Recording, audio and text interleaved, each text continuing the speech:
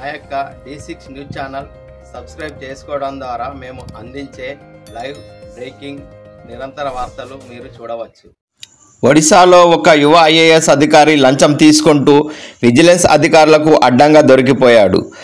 కలహండి జిల్లా ధర్మఘట్ సబ్ కలెక్టర్గా పనిచేస్తున్న 2021 బ్యాచ్కు చెందిన ధీమన్ చక్క ఒక వ్యాపారి నుంచి 10 లక్షల రూపాయల లంచం తీసుకుంటున్న సమయంలో విజిలెన్స్ అధికారులు ఆయనను రెడ్ హ్యాండెడ్గా పట్టుకున్నారు.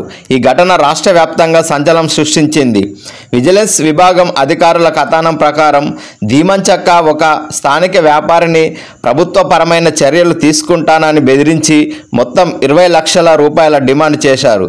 దీంతో ఆ వ్యాపారవేత్త ముందుగా 10 లక్షల రూపాయలు చెల్లించినప్పటికీ ఆ తర్వాత విజిలెన్స్ అధికారులను ఆశ్రయించి ఫిర్యాదు చేశారు.